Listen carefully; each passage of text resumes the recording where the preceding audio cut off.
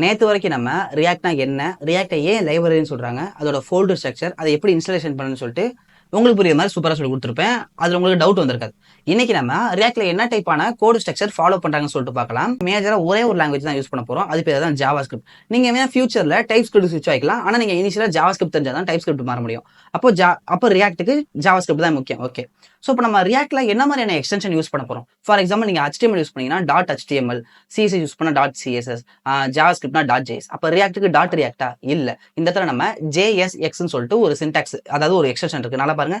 JSX இருக்கு இல்லையா? இதோட பேரு ஜாவா ஸ்கிரிப்ட் XML சொல்லுவாங்க. அப்படின்னா ஜாவா ஸ்கிரிப்டுக்குள்ளார HTML யூஸ் பண்றது தான் JSXன்னு சொல்லுவாங்க. ஓகேவா? ஸோ அப்ப எனக்கு இந்த இடத்துல எனக்கு HTML தெரிஞ்சிருக்கணுமா? Of course S. நீங்க வந்து ரொம்ப ப்ரோலாம் இருக்கணும். ஜஸ்ட் பேசிக் திங்ஸ் லைக் டிவிஷன்னா என்ன, H1னா என்ன, டேபிள்ஸ், ஃபார்ம்ஸ், பேசிக் ஸ்டஃப் தெரிஞ்சாலே உங்களுக்கு போதும். ஸோ இங்கே பார்த்தீங்கன்னா நான் ஒரு app.jsx சொல்லிட்டு ஒரு ரியாக்ட் ஃபைல் கிரியேட் பண்ணியிருக்கேன். ஓகேவா? இது ஆக்சுவலாக என்ன சொல்லுவாங்கன்னா ஒரு காம்பனன்ட்னு சொல்லுவாங்க. நம்ம ஃபைல் யூஸ்வலாக நார்மல் பீப்புள் ஃபைல்னு சொல்லுவாங்க. ரியாக்ட் பீப்புள் இது வந்து ஒரு காம்பனன்ட்னு சொல்லுவாங்க. ஓகேவா? ஒரு காம்பனன்ட் கிரியேட் பண்ணியிருக்கேன். இங்க நல்லா பாத்தீங்கன்னா ஒரு ஃபங்க்ஷன், ஆரோ ஃபங்க்ஷன். நம்ம இது எங்க பார்க்க முடியும்? Java script. அப்போ இது ஒரு ஜாவா ஸ்கிரிப்டோட ஒரு ஃபங்க்ஷன். ஆரோ ஃபங்க்ஷன் கிரியேட் பண்ணியிருக்கேன், அதை க்ளோஸ் பண்ணியிருக்கேன். அதுக்குள்ள பாத்தீங்கன்னா ஒரு ரிட்டர்ன் கீவேர்டு வச்சிருக்கேன். ஓகே, ஒரு ரிட்டர்ன் ஸ்டேட்மெண்ட் எழுதிருக்கேன். அப்போ என்ன பண்ணும்? இந்த ஃபங்க்ஷனை நான் எப்போ கால் பண்றனோ இந்த ரிட்டர்னுக்குள்ள இருக்கிற எல்லா விஷயமும் என் கைக்கு கிடைச்சிடும். கரெக்டா? ஸோ இப்போ இந்த ரிட்டர்னுக்குள்ள என்ன எழுதியிருக்கேன்? வெறும் HTML டிவிஷன் கிரியேட் பண்ணி அந்த இடத்துல HTML கிரியேட் பண்ணிருக்கேன். H1 H2 சொல்லி கிரியேட் பண்ணிருக்கேன்.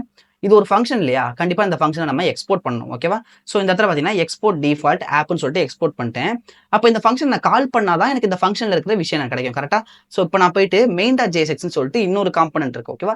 அந்த காம்பனன்ட்ல இங்க வந்து நான் கால் பண்ணிருக்கேன். ஏன்னா ப்ரோ கால் பண்ணது வித்தியாசமா இருக்கு.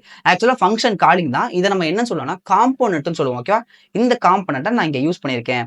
இங்க இந்த காம்பனன்ட் நான் இங்க யூஸ் பண்ணேன் அப்படின்னா இங்க பாருங்க எனக்கு ஆட்டோமேட்டிக்கா இம்போர்ட் ஆயிடுச்சு. நிறைய பேருக்கு இந்த டாட்ல கூட கன்ஃபியூஷன் வரும். நான் அதை நம்ம போக போக சொல்லி தரேன். ஓகேவா? ஸோ இப்போ இந்த காம்பனன்ட் நம்ம இங்க இம்போர்ட் பண்ணிட்டோமா? இப்போ அவுட்புட் போய் பாருங்களேன், வந்துருச்சா? இப்போ நான் இது வந்து ஒரு ஆக்சுவலா ஒரு ஃபங்க்ஷன் கால். கரெக்டா?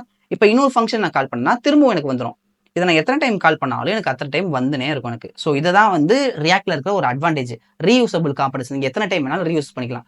உங்களுக்கு இந்த வீடியோ பிடிச்சிருக்குன்னு நினைக்கிறேன். நாளைல இருந்து நம்ம ஆக்சுவலா கோட் பண்ண ஆரம்பிச்சிடலாம். ஓகேவா? பை.